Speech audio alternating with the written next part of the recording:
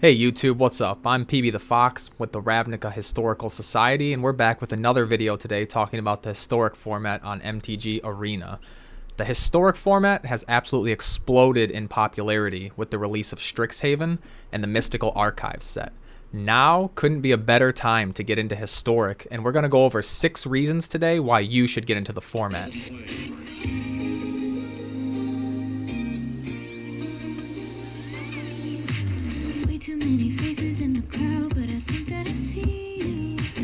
But before we jump into it, don't forget to like and hit that subscribe button. It really helps the channel out, lets me know you guys are appreciating the videos. Make sure to let me know in the comments what you guys are loving about historic, and let's jump into it.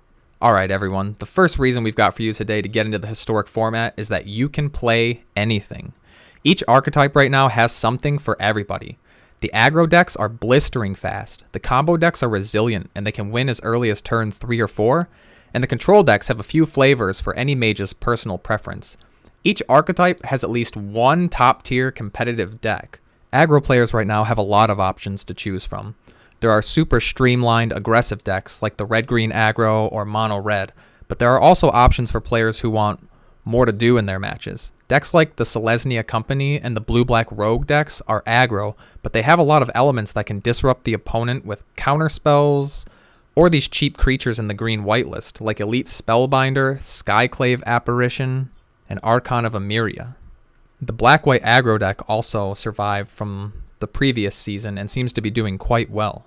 Control decks have many flavors that can be played. The straight blue-white control is still performing well, while the red splash into Jeskai has provided control players new lines of play with Torrential Gearhulk and Magma Opus, providing exciting finishes for what might otherwise be a pretty dull archetype to play.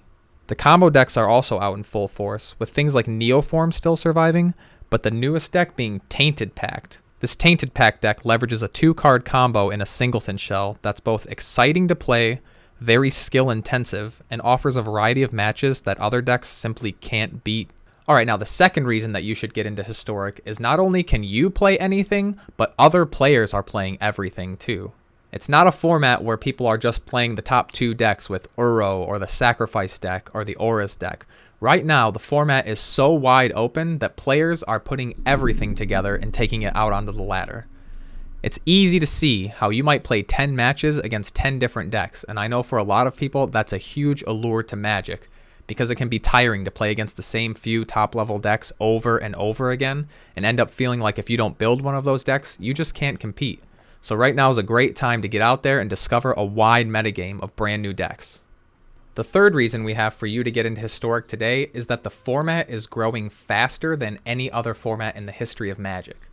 Most formats only get new cards by adding standard sets, and then in the case of some of the older formats, products like Commander and the Modern Horizons can add new cards that are legal, but for the most part, it's a very slow process. Historic is expanding in 2 directions. The standard sets, as we can see with Strixhaven, not even the Mystical Archives, had a significant impact on the format. But we also have remastered sets like Kaladesh and Amonkhet going backwards, so the format is actually growing in 2 different directions. And on top of that, we have Historical Anthology, which is just sprinkling in a little bit of goodness in the middle. It really creates a format that's changing all the time. It's very exciting and it's getting very powerful. If you like powerful new things happening all the time and you're excited to play with some of the old cards that you remember from the past, Historic is perfect right now and it's only going to get better. Alright, the next reason we have here might be a little bit controversial, but in my opinion, Historic looks poised to take over Pioneer as the premier format that's happening between Standard and Modern. A lot of people on Reddit are theorizing that Historic is supposed to find its place on Arena as something like Legacy, a very wide, deep, powerful format, whereas Pioneer is supposed to be something more powered down in between Modern and Standard, but I don't think it's going that way. I think the further back that Historic expands with these remastered sets, it's going to make Pioneer look more and more outdated. Eventually, Pioneer is simply going to become a pile of cards that just aren't as powerful as Historic, and I don't know if Magic players really have a place for that. Historically, Magic doesn't tolerate a lot of different formats, and with Historic getting so big, I don't know if Pioneer is going to be able to survive. It was a very novel and interesting concept when it first came out, and it definitely overshadowed Historic because Historic looked very boring. But as we're seeing with remastered sets and things like the Mystical Archives, Historic is getting very, very good, whereas Pioneer just doesn't seem to have the same amount of excitement behind it. And speaking of excitement, our number 5 reason for you to get into Historic is that it is a brewer's best friend right now. I know a lot of Magic players take pride in using their collection to build decks that they like, decks that speak to them, and then taking it out onto the ladder and trying to perform with those. In the past, formats just haven't been conducive to that kind of goal, right? You'll build a deck, you might spend a couple of weeks tuning and playing with your list and trying to find strategies, and then it can be disheartening to just run into, like I said, the Uro decks and the Sacrifice decks over and over and feel like there's just no reason for you to be doing what you're doing. But right now, that is simply not the case. There are so many decks out on the ladder. Even look at the Star City results from last weekend. There are so many decks that are showing up in tournaments that people actually want to win. We haven't seen any kind of homogenizing in the format yet.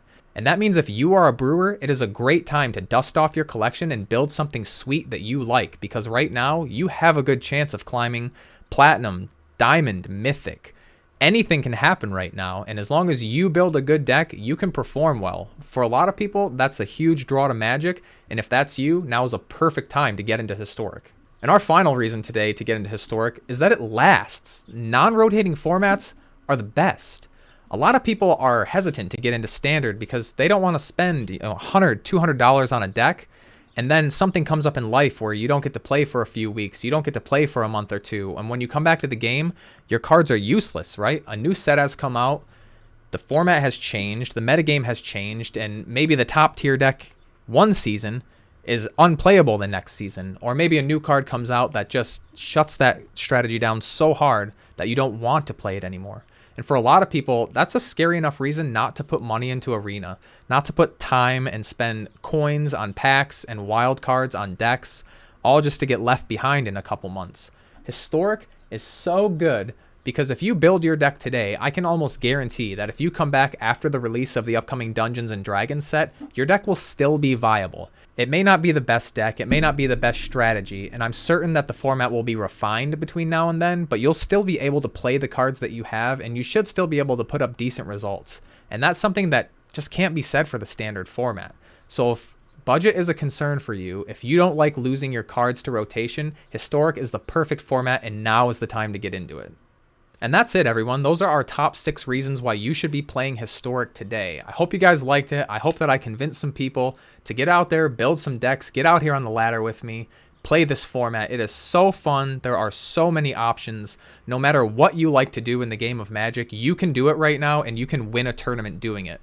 It's very rare that people can say that. It's very rare that any deck can perform. There's almost always a top tier of 1 or 2 decks and then a second tier of a few more decks that really determine what can and cannot be played in a format, and that just is not true right now. There are certainly decks that seem to be better than other decks. The Tainted Pack deck, the green-white deck, the green-red deck, the Orzhov Auras deck, excuse me. Some of these decks are very good, but that doesn't mean that you can't brew your Taking Turns deck and go and smash a 7-0 in an event, right? So get out there, let me know what you're playing, let me know how you guys are doing, leave me comments below, hit that like button, hit that subscribe button, don't forget, and we'll see you guys all next time. Thanks so much for watching. I'm PB the Fox with the Historical Society, and we'll see you soon.